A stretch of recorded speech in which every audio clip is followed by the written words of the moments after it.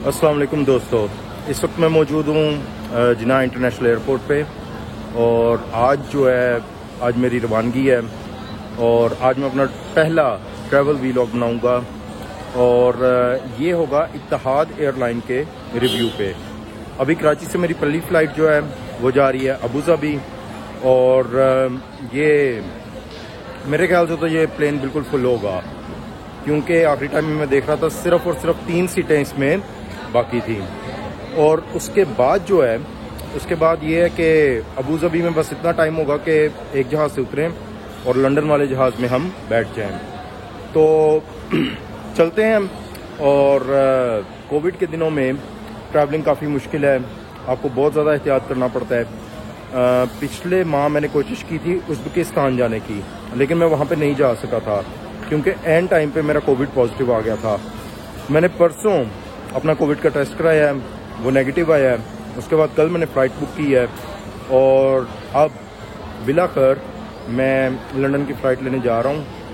तो इत्तेहाद एयरलाइन का हम रिव्यू करते हैं। इत्तेहाद एयरलाइन इकॉनमी क्लास, चलें देखते हैं कैसा है। एयरपोर्ट पे गार्ड्स ने सबसे पहले मेरा टिकट चेक किया, बड़े अच्छे तरीके से सलाम किया और मुझे अंदर आने दिया। अब बैग स्कैन हो रहे हैं। बैग सिक्योरिटी से गुजरने के बाद यहाँ पे चेक इन पे आ गए हैं और यहाँ पे 2 मेन फ़्लाइट्स जा रही हैं, कतर और इत्तेहाद, और लगता ये है कि दोनों फ़्लाइट्स बिल्कुल फुल होंगी।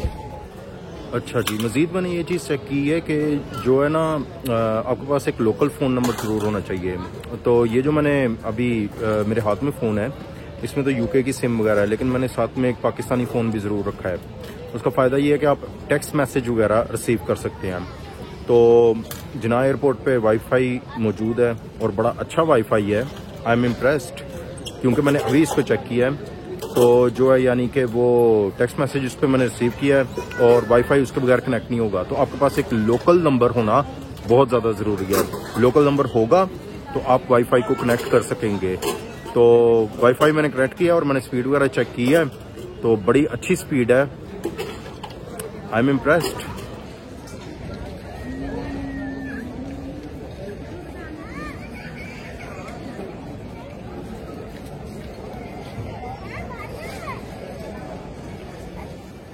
जब भी आप इंटरनेशनल ट्रैवल के लिए आएँ, अपने सामान की हिफाजत के लिए पूरे इंतजामात रखें। आपके जो भी जो बैग आप ड्रॉप करते हैं उसको लॉक्स ज़रूर लगे होने चाहिए, छोटे लॉक्स। और मैं आपको तो नसीहत कर रहा हूँ, लेकिन प्रॉब्लम ये है कि खुद मैं आज लॉक्स अपने घर भूल आया हूँ। अच्छा जी, लॉक्स होने चाहिए। और इसके अलावा ये जो बैग्स हैं इनके ऊपर प्लास्टिक की शीट्स ज़रूर चढ़ाएँ, या वो घर से चढ़ा लें या पे एयरपोर्ट पे चढ़ा लें। तो मैं तो एयरपोर्ट पे आया हूँ और मैंने सोचा कि एयरपोर्ट से मैं लगवा लूँगा, क्योंकि ये ज़रा प्रोफेशनल तरीके से लगाएंगे। मैं तो इस मामले में इतना नाड़ी हूँ कि जब भी मैंने वो प्लास्टिक की शीट लगाई है ना, हमेशा मैंने उसका ठीक नहीं मैं लगा सका उसे। तो प्लास्टिक की शीट के लिए भी यहाँ पे काफ़ी लंबी लाइन लगी हुई है। तो लेकिन मैंने वो लाइन सब्र के साथ ज्वाइन कर लिया है, क्योंकि बात यह है कि आज रश बहुत ज़्यादा है। मैंने पिछले 10 सालों में कभी इतना ज़्यादा रश नहीं देखा। और शायद उसकी एक वजह यह भी है कि अहले तशी जो पिलग्रिम्स होते हैं, जो चहलम वगैरह के लिए जाना चाह रहे हैं इराक ईरान, उनका भी काफ़ी रश है यहाँ पे। तो बात यह है कि आगे इमिग्रेशन की लाइन में भी जाके लगना है, यहाँ पे चेक इन की लाइन में भी लगना है। तो उससे बेहतर ये नहीं है कि बंदा जो है वो प्लास्टिक की लाइन में भी लग जाए। टाइम तो उतना ही लगेगा, खड़ा तो होना है, ये तो नहीं होगा कि मैं कहीं जाके बैठ सकूं। तो ठीक है जी, प्लास्टिक की लाइन में लगे हुए हैं। बाकी एक टिप मैं आपको और ज़रूर दूंगा कि भाई जब भी एयरलाइन आपको घर से ऑनलाइन चेक इन का ऑप्शन दे, आपने वो ऑप्शन लाजमन अवेल करना है। ऑनलाइन चेक इन का फ़ायदा ये है कि आप अपनी मर्ज़ी की जो सीट्स हैं वो चूज़ कर सकते हैं। मैंने कराची से अबू धाबी अपनी मर्ज़ी की सीट्स चूज़ की हैं और उसके अलावा अबू धाबी से लंदन के लिए भी अपनी मर्ज़ी की जो सीट्स हैं वो मैंने चूज़ की हैं। तो अब अगर प्रॉब्लम ये, अब अगर मेरे जैसा बंदा यहाँ पे आए, चेक इन पे लेट हो जाए, सबसे आखिर में उसकी बारी हो, और अगर आखिरी सीटें मिलें जो टॉयलेट वगैरह के पास होती हैं, तो भैया पूरा जो वो है ना, पूरा का पूरा सफ़र वो फिर बड़ा अनकम्फर्टेबल गुजरेगा। तो ये कुछ टिप्स हैं। उसके अलावा ये जो चीज़ है ना, ये तकिया, ये ज़रूर रखें। जब भी आपका लॉन्ग ट्रैवल हो, ये तकिया जो है आपके बहुत काम आएगा। चाहे आप अपनी गाड़ी में सफ़र कर रहे हैं या फिर कोच में सफ़र कर रहे हैं या फिर एयर ट्रैवल कर रहे हैं, ये तकिया होना बहुत ज़रूरी है, वरना लंबे सफ़र में इंसान बड़ा ख्वार हो जाता है। मज़ीद ये कि अगर आपने इंटरनेशनल ट्रैवल के लिए कोविड टेस्ट वगैरह करवाना होना तो वो कोशिश करें कि जो भी लेबॉर्ट्री से आप करवाएं, चुगताई लैब है, आगा खान है, ईसा लैब है, उसके अगर हो सके ना तो हेड ऑफिस से जाके करवाएं, क्योंकि हेड ऑफिस में क्या है कि ये काफ़ी जल्दी इसको प्रोसेस करते हैं। मैंने जो है यानी कि कोविड टेस्ट करवाया था चुगताई लैब की जाके, जो इनका हेड ऑफिस है वहाँ पे, और 7 घंटे बाद ऑनलाइन रिपोर्ट आ गई थी, जो कि नॉर्मली ये 24 घंटे लेते हैं। तो होता यूँ है कि मतलब मुझे लैब वालों ने कहा है कि वो खुद से ही अपलोड कर देते हैं जो कोविड टेस्ट का रिजल्ट होता है एयरलाइन के पोर्टल पे, ऑनलाइन पोर्टल पे, क्योंकि उनके पास सारी डिटेल होती है, फ़्लाइट नंबर क्या है, पासपोर्ट नंबर क्या है और फ़्लाइट नंबर क्या है, ये सारी इन्फॉर्मेशन वो हमसे लेते हैं। उसके बाद वो हमारा कोविड टेस्ट करते हैं। तो मैं आपको ये सजेस्ट करूँगा कि एक सॉफ्ट कॉपी अपने मोबाइल में भी रखें और इसके अलावा एक मतलब प्रिंट आउट भी कोविड टेस्ट का अपने पास ज़रूर रखें। उसके अलावा जो वैक्सीनेशन सर्टिफिकेट है पाकिस्तान का, वो भी आपके पास होना चाहिए। हार्ड कॉपी में भी रख लें तो बहुत बेहतर है, क्योंकि वैक्सीनेशन के बगैर इंटरनेशनल ट्रैवल मतलब पाकिस्तानी अथॉरिटीज़ इसको अलाउ नहीं करेंगी।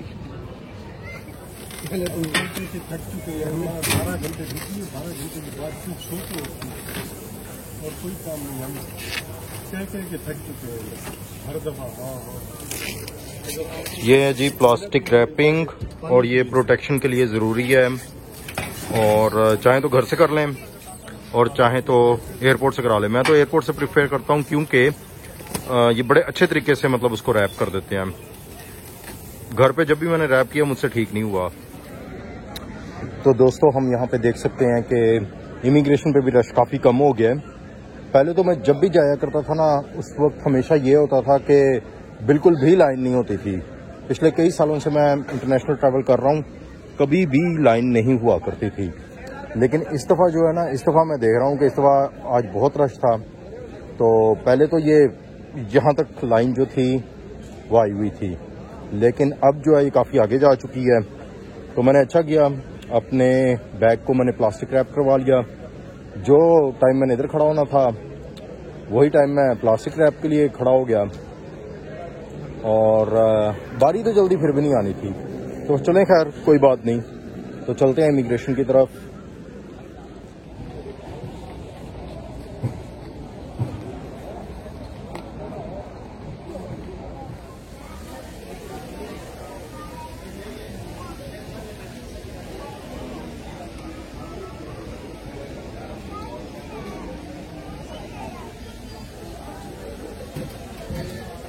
जी जनाब, टाइम बहुत थोड़ा रह गया, तो मेरे लिए बेहतर यही है कि मैं जल्दी से जाऊं, पानी की एक बोतल पकड़ूं और दौड़ के सिक्योरिटी क्रॉस करूं और उसके बाद प्लेन पे चला जाऊं, क्योंकि जहाज़ की रवानगी में आधे घंटे से भी कम टाइम रह गया है।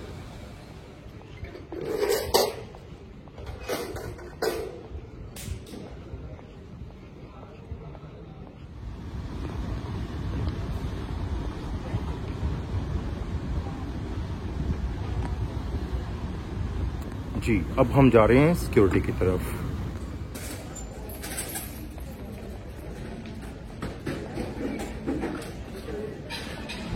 मैं बोर्डिंग से गुजर के अब डक्ट के थ्रू जहाज़ की तरफ जा रहा हूँ, और जैसा कि हमारा रिकॉर्ड है, हम हमेशा आखिरी टाइम में जाके पहुँचते हैं। आखिरी टाइम में जाके, आखिरी गेंद पे जाके हम मैच जीतते हैं हमेशा। चाहे ACC का एग्ज़ाम हो, चाहे फ़्लाइट पकड़नी हो, चाहे कुछ भी करना हो, सबसे आखिरी लम्हे तक हम जो है ना मैच खींच के लेके जाते हैं। आज भी यही हुआ है। मैं जब आया हूँ बोर्डिंग की तरफ तो मैं लास्ट बंदा था बिल्कुल।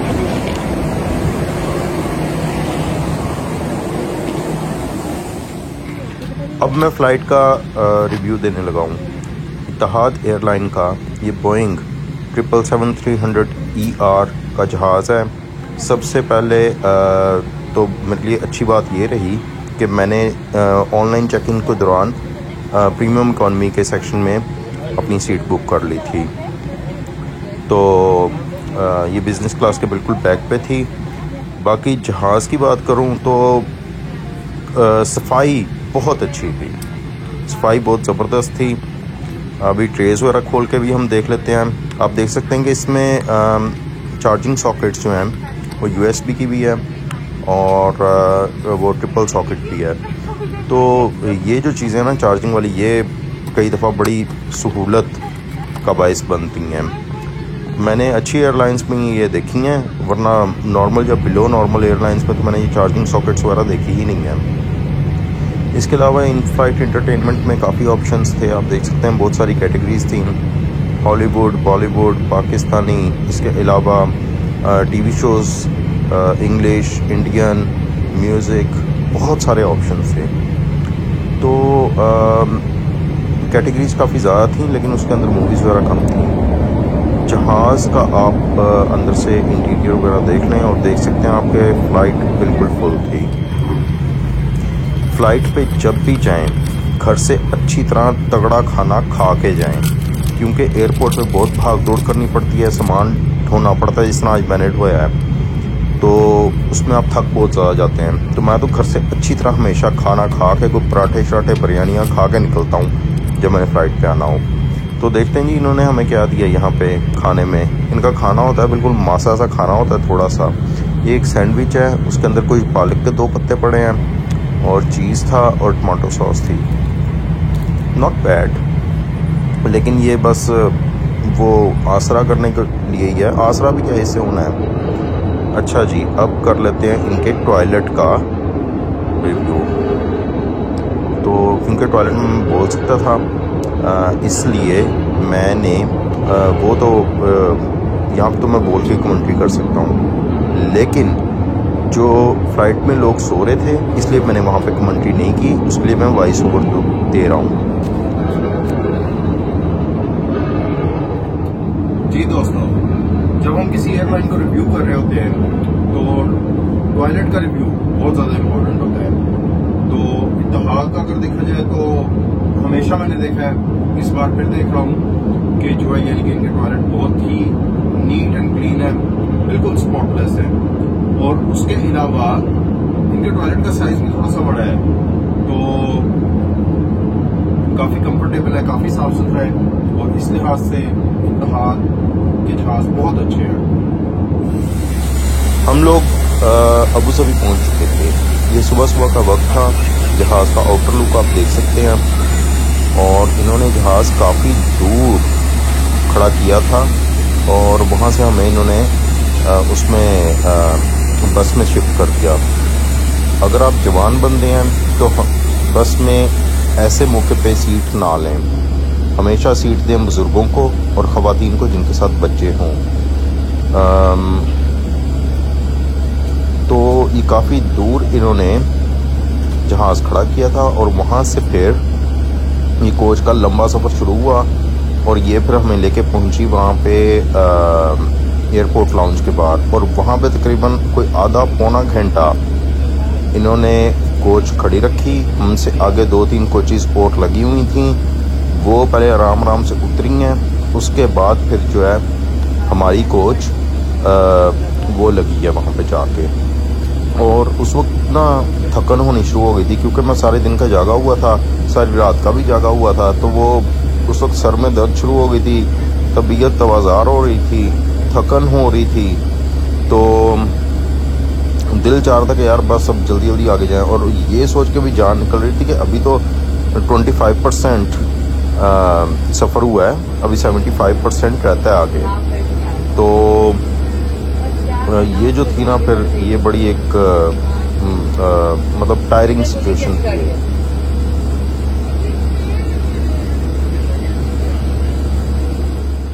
जी दोस्तों, अभी हूँ मैं अबू धाबी एयरपोर्ट पे और यहाँ से हमने जहाज़ चेंज करना है और उसके बाद हम यहाँ पे आए हैं, सिक्योरिटी से गुजरे हैं और अब हम लंदन वाले जहाज़ में बैठने लगे हैं।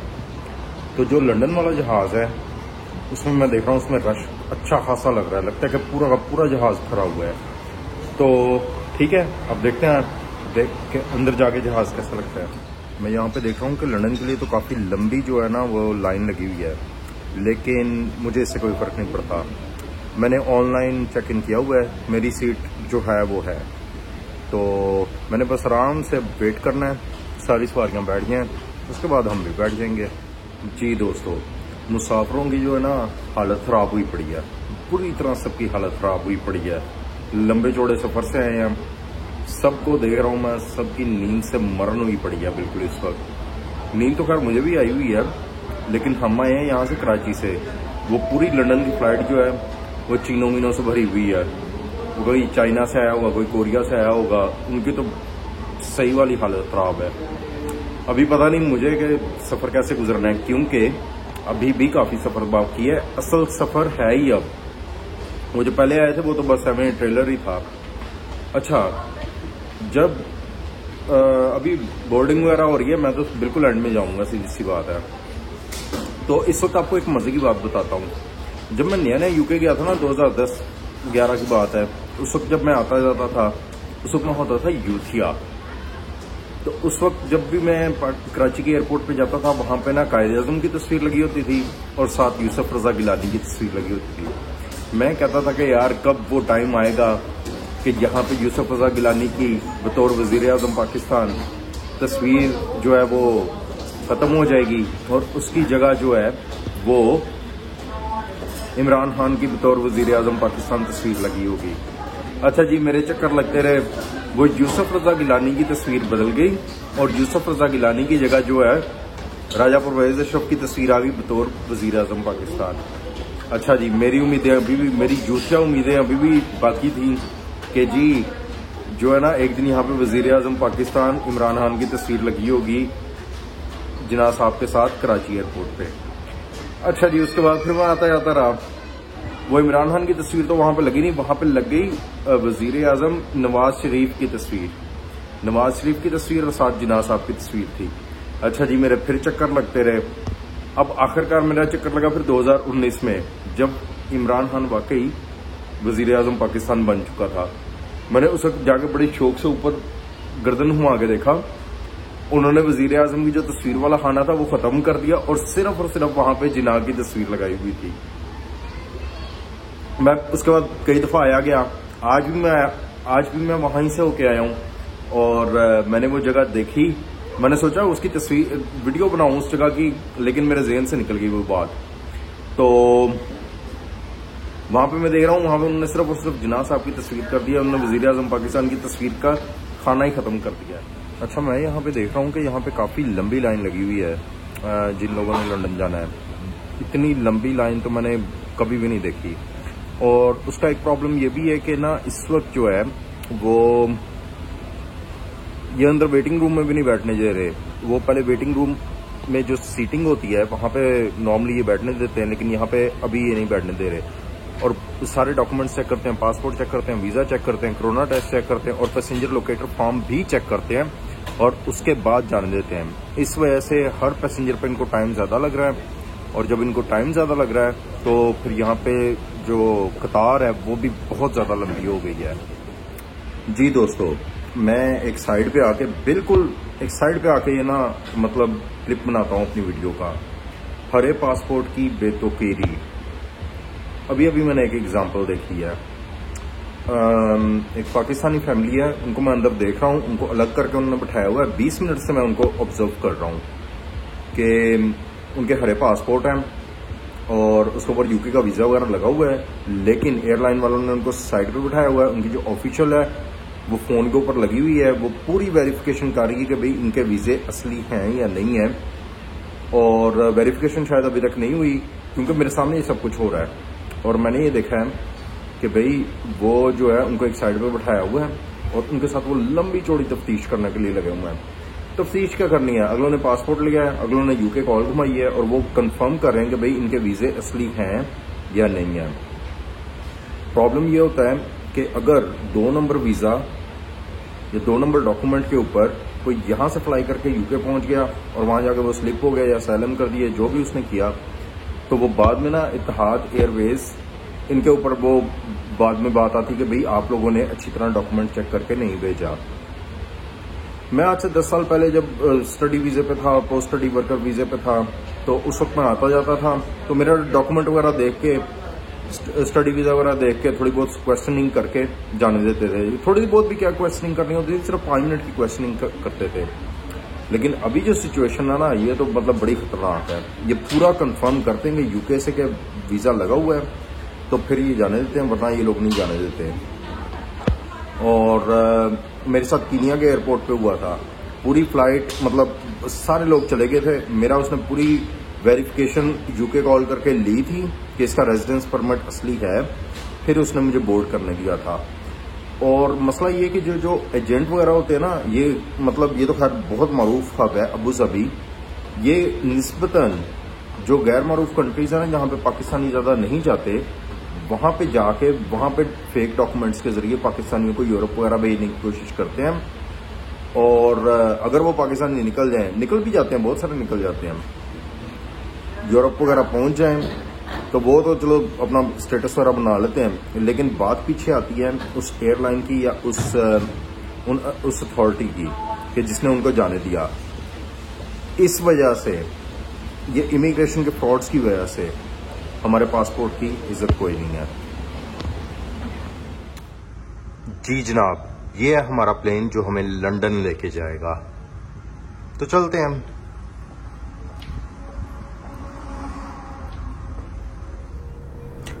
Abu Dhabi to London flight हम बैठ गए।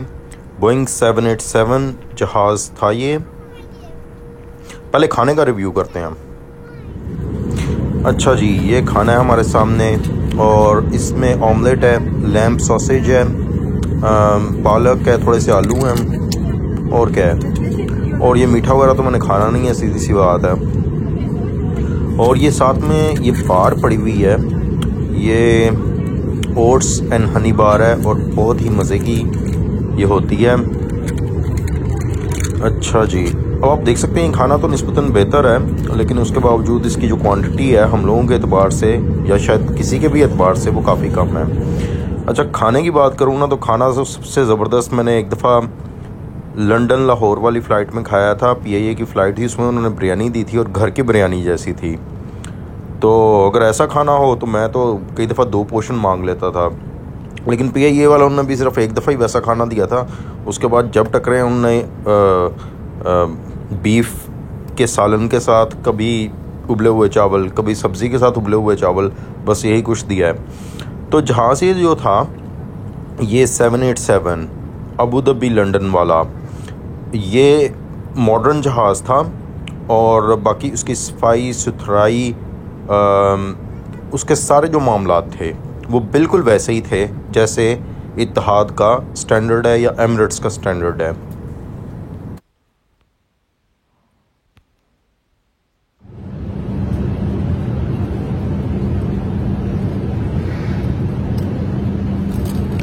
जहाज़ का आप इंटीरियर देख सकते हैं, अच्छा प्यारा इंटीरियर है। अबू धाबी से लंदन का सफ़र हमारा जारी था और इस मौके पे मुझे बहुत ज़्यादा शदीद थकन हो चुकी थी, तो मैंने तो बस खाना खाया है और गर्दन में तकिया लगाया है और उसके बाद मैं बिल्कुल बेहोश होकर सो गया था। तो मेरे ख्याल 5 घंटे में ऐसे ही सोता रहा हूँ और बहुत ज़्यादा मेरी थकन से बुरी हालत थी, सर में दर्द था। और उसके बाद जब मैं उठा था तब मैंने ये वीडियो बनाई थी, जो कि आप इस वक्त देख सकते हैं। ये क्लिप इस वक्त जहाज़ लंदन में लैंड करने वाला था, तो मैंने कहा कि क्लिप बना लें उससे पहले। तो इस वक्त बस हम पहुंचने वाले थे। जी जनाब, हम हीथ्रो पहुंच चुके थे और जहाज़ से निकल चुके थे। यहाँ पे हमेशा जहाज़ डक्ट में लगता है, ये नहीं कि दूर कहीं खड़ा कर दें जहाँ से बस लेके आना पड़े। और हम जा रहे हैं इमिग्रेशन की तरफ। ओए होए होए, बहुत लंबी इमिग्रेशन की लाइन है यार, यहाँ पे तो बहुत देर लग जानी है, बहुत लंबी लाइन है इमिग्रेशन की ये तो। अच्छा, ये जो सामने नज़र आ रहे हैं वो हैं ई पासपोर्ट काउंटर्स, वहाँ पे कोई रश नहीं है। वो ब्रिटिश लोगों के लिए होता है या फिर यूरोपियन यूनियन के पासपोर्ट्स के लिए होता है। मेरी ब्रिटिश नेशनलिटी अप्रूव्ड है, लेकिन अभी तक मैंने ब्रिटिश पासपोर्ट उठाया नहीं है, और इसलिए जो है मेरे पास अभी पाकिस्तानी पासपोर्ट है, इसलिए मुझे इस वाले बॉर्डर कंट्रोल से गुजर के जाना पड़ेगा। लेकिन अगले 1-1.5 महीने में मैंने ब्रिटिश पासपोर्ट ले लेना है, तो बस ठीक है। यूके बॉर्डर आखिरी दफ़ा तुम्हारे थ्रू गुजर के जा रहा हूँ। नेक्स्ट टाइम ई पासपोर्ट पे आऊँगा बशर्ते ज़िंदगी, और वो दूसरे वाले जो गेट है ना ऑटोमेटिक, वहाँ से सीधा आराम से गुजर जाया करूँगा।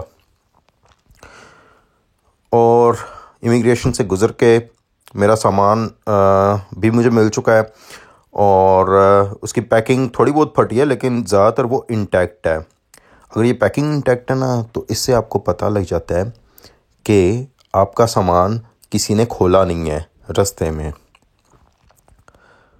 फाइनली मैं हीथ्रो एयरपोर्ट पहुंच चुका हूं और एयरपोर्ट से बाहर आ चुका हूं।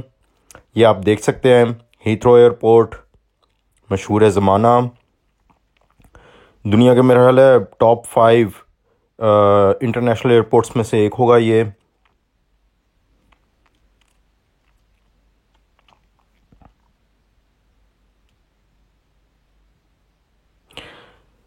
हमारा सफ़र मुकम्मल हुआ और मुझे बहुत खुशी है कि मैं लंदन वापस पहुंच गया हूं। दोस्तों, आपका बहुत बहुत शुक्रिया, आपने ये वीडियो देखी। आप इसको लाइक करें और कमेंट्स सेक्शन में अपनी राय भी दें। मैं मज़ीद ऐसी इंटरेस्टिंग वीडियोस मुस्तकबिल में आपके लिए लाता रहूँगा। बहुत शुक्रिया।